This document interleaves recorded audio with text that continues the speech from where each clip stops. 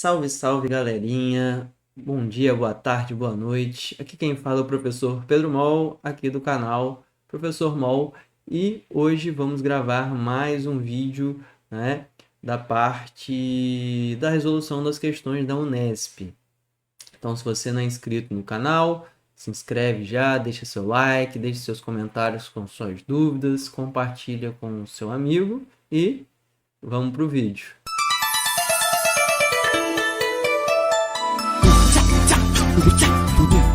Essa questão é a questão 77, tá? Uma questãozinha aí, talvez a mais complexa da prova, tá? Uma questãozinha de lançamento oblíquo. Então, ele fala o seguinte, ó. Uma bola é chutada obliquamente no instante t0, tá? Então, deixa eu dar um zoom aqui, ó, no instante t0, com velocidade inicial v0, tá? No ponto A de uma elevação. Essa bola descreve a trajetória indicada na figura, passando pelo ponto B, então eu passo pelo ponto B, que é o ponto mais alto aí da trajetória, né? No instante t igual a 0,8 segundos, e chega no ponto C, que é esse pontinho aqui mais baixo, né? Ou seja, o tempo total desse movimento é de 2 segundos. A gente vai discutir mais um pouco sobre isso, e ele fala o seguinte: desprezando a resistência do ar e adotando g igual a 10 metros por segundo ao quadrado, e sabendo que a equação da trajetória... o que é isso? Que diacho é esse que apareceu aqui, ó?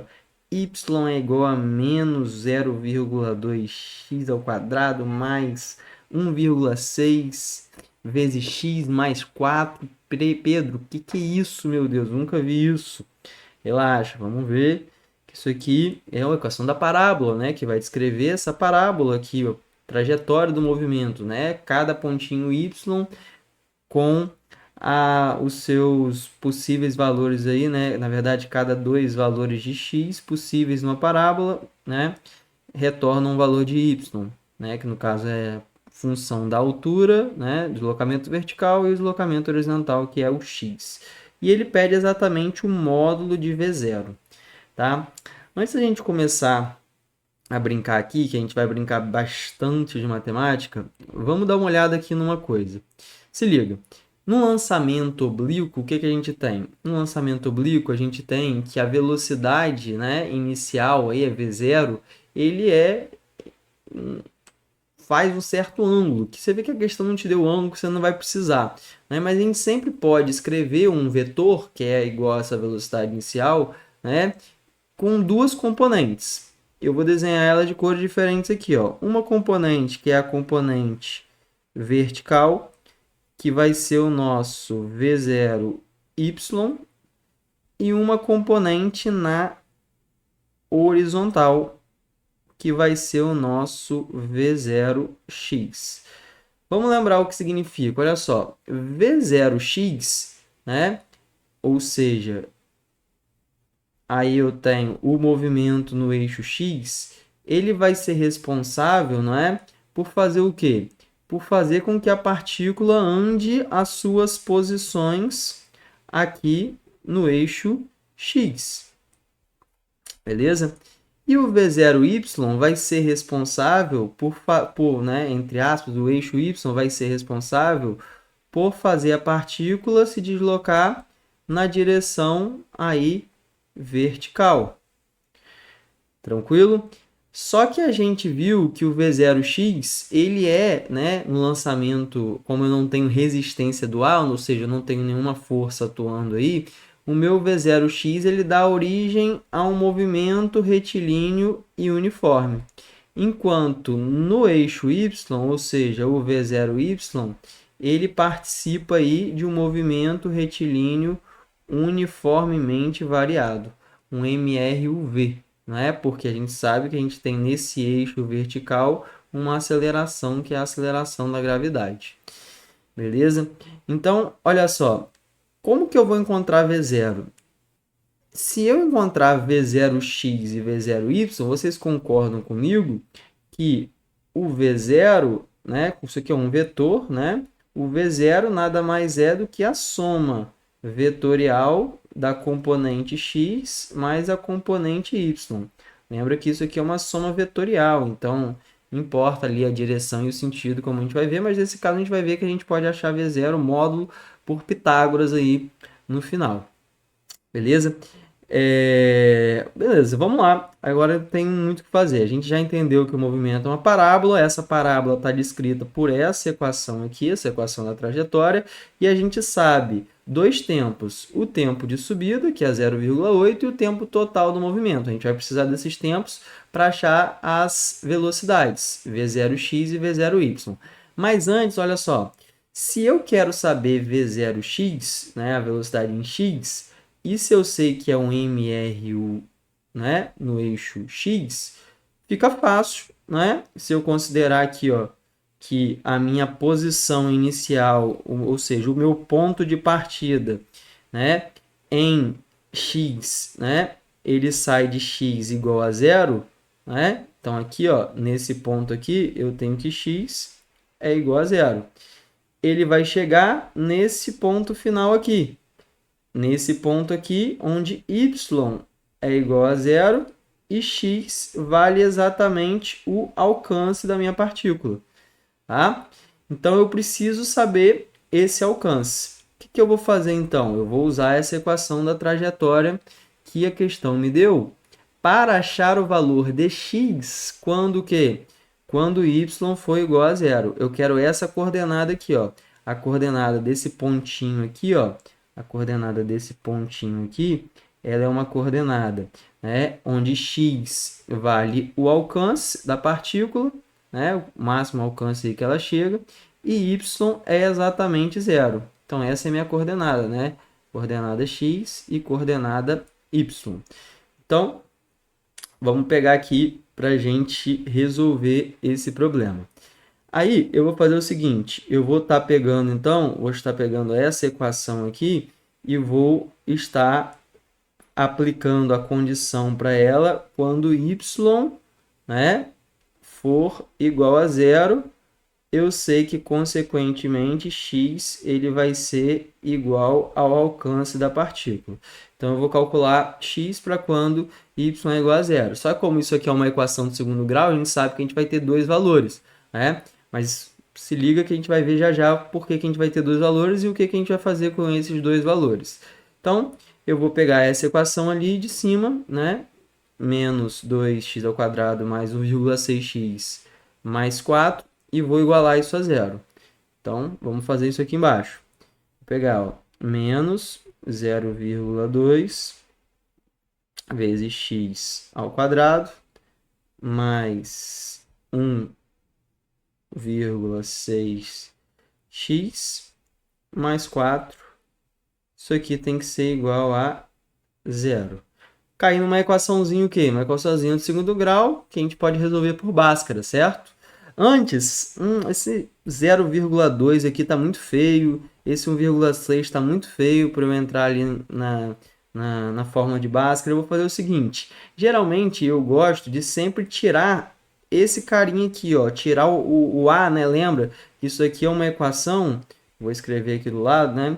Isso aqui é uma equação que segue aquele princípio, né? Ax², a equação genérica, né? Mais bx mais c igual a zero. Eu sempre gosto de deixar o meu a, ou seja, quem está multiplicando x ao quadrado, igual a 1. Isso facilita bastante. Para fazer isso, o que eu posso fazer nessa equação? Eu posso pegar essa equação toda aqui, ó, e eu dividir por menos 0,2. Se eu divido essa equaçãozinha toda por menos 0,2, o que vai acontecer? Estou dividindo a equação, todos os termos da equação por menos 0,2. Menos 0,2 dividido por menos 0,2 dá 1. Então fica, ó, x ao quadrado menos 1,6 dividido por menos 0,2 vai dar menos, né? Aí 1,6 dividido por menos, por 0,2 no caso, é a mesma coisa que 16 por 2. Então isso aqui dá 8. E agora 4 dividido por menos 0,2. Então isso daqui também dá menos, né? Mesma coisa que 40 dividido por 2. menos 20 é igual a zero. Então, o que eu fiz? Eu só peguei a minha equação de cima, dividi todos os termos por menos 0,2 para me livrar dessa vírgula aqui, porque eu vi que, consequentemente, eu ia me livrar de 1,6 na vírgula ali também. E aí eu vou aplicar a Bhaskara agora para essa equaçãozinha aqui, ó, né? Onde eu tenho aqui, né, que o meu A é igual a 1, o meu B é igual a menos 8 e o meu C é igual a menos 20, tá? Então, vamos lembrar, formulazinha de Bhaskara, a gente tem que o x vai ser igual a menos b, mais ou menos raiz de delta, né? Raiz de delta, que é b ao quadrado menos 4ac, raiz disso aqui, tudo dividido por 2a.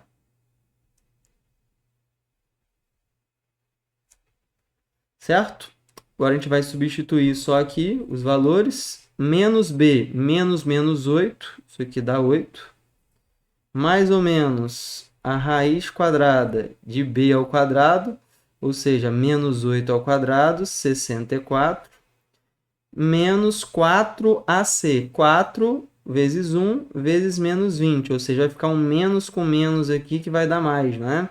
Então, mais 4 vezes 20, 80. A raiz quadrada disso aqui, raiz quadrada disso aqui, melhor fazer do jeito normal, dividido por 2a, ou seja, 2 vezes 1. Então, ó, daqui a gente tira o quê? A gente tira dois resultados, né? Dois valores para x. A gente vai tirar um valor para quando for mais e outro valor para quando for menos, né? 64 mais 80, você tem, ó, que isso daqui dá 144. E a raiz de 144 dá 12. Então, todo esse termozinho aqui seu, né, deu 12. Então, você vai ter um x1, que é 8 mais 12 dividido por 2, ou seja, 20 dividido por 2. Ou seja, uma das soluções para essa equação é 10 metros.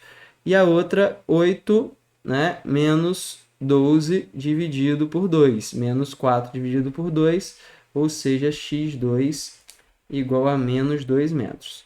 Então, essas são as duas possíveis soluções. Mas repara que o que acontece? Que a minha coordenada ela está no eixo, ó, positivo do eixo x. Ou seja, na matemática tem duas possibilidades, mas fisicamente esse resultado aqui não nos interessa. Então, a gente sabe que x1, né, que é o alcance, vale 10 metros. Beleza? E aí, o que a gente vai fazer? Agora a gente vai ter que pegar esse valor, né, de 10 metros e achar a velocidade na horizontal, v0x. Então, vamos fazer isso aqui, ó. Eu só... Aqui. A gente vai continuar aqui para a gente achar agora o valor de v0x. Bom, vamos achar o valor de v0x. Quanto que v0x vale? Tá? Para fazer isso, eu vou lembrar, né, simplesmente da equação como é um MRU, né? Isso aqui é um movimento retilíneo uniforme. O que eu tenho?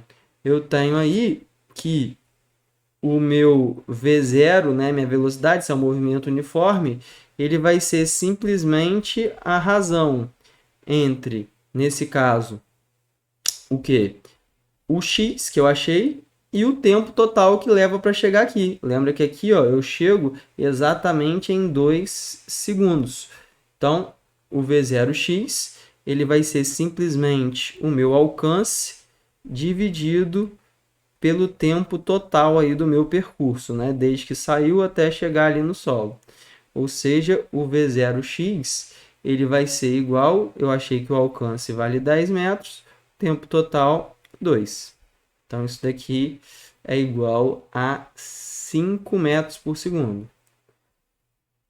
Achei o valor de V0x, vamos guardar esse valorzinho que a gente vai precisar já já. E agora eu vou achar o valor de V0y. Ó, o V0y a gente já podia ter achado desde o começo. Por quê?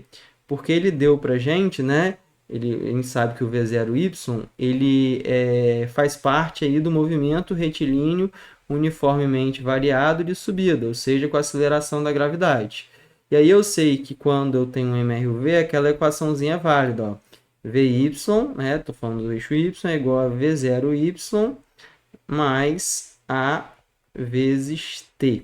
Repara uma coisa, o V0y mais A vezes T, eu quero saber, ó, exatamente o ponto interessante para a gente pegar é o ponto B, que é o ponto onde eu tenho a máxima altura dessa minha parábola. Nesse ponto, o que a gente sabe? Nesse ponto, a gente sabe que a velocidade em y ela zera, né? O corpo estava subindo, subindo, subindo e perdendo velocidade no eixo y. Chega no ponto aí do vértice da parábola, a velocidade em y, a velocidade em y aí vertical é zero, é nula.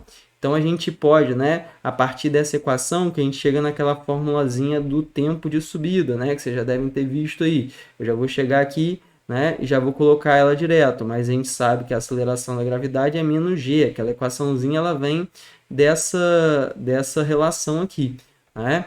Então, eu vou ter que, nesse caso, o meu V0y, ele vai ser simplesmente eu multiplicar a minha gravidade pelo meu tempo de subida. Só substituir A por menos G, fazer as continhas que você vai chegar nisso, né? Portanto, eu tenho que o meu V0y, ele vai ser igual a 10, que é o valor da gravidade, vezes o valor do tempo de subida, que é de 0,8, né? Então, V0y é igual a 8 metros por segundo. Ui, Pedro, acabou? Ainda não, porque ele não quer nem o V0y, nem o V0x. Ele quer o V0. E aí, o que a gente tem, na verdade? A gente tem, ó, que a soma vetorial do V0x que a gente calculou, que vale 5, né, metros por segundo, com o V0y, que é o que está para cima, né? É o que está para cima aí na vertical. A soma vetorial dessas duas componentes, isso daqui a gente achou que vale 8 metros por segundo, né? Tem como resultado exatamente o que a questão quer, que é o seu V0, né? Que é a sua diagonal aí desse triângulo formado. Isso aqui que a gente quer saber. Aí agora ficou fácil porque eu tenho os dois catetos, isso é um triângulo retângulo, então eu vou aplicar o teorema de Pitágoras, né? O teorema de Pitágoras fala que a hipotenusa ao quadrado é a soma dos dois catetos, ou seja, 5 ao quadrado mais 8 ao quadrado.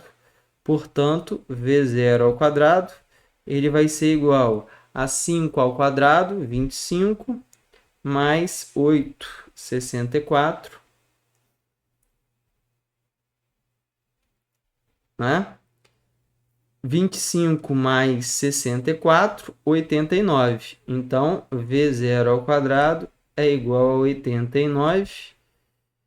Portanto, o valor de V0 é, tiro a raiz dos dois lados, raiz de 89 metros por segundo. Ufa, cansou, mas chegamos. Então, esse aí é o gabarito. Vamos só dar um zoom aqui, ó. Raiz de 89 metros por segundo, gabarito letra E. Então, essa foi a questãozinha, né? Foi talvez a questão mais complexa da prova aí, mais complicada, que você tinha que fazer várias coisas, mas é isso. Espero que vocês tenham gostado. Qualquer dúvida, só deixar aí nos comentários. E até a próxima. Valeu, tamo junto.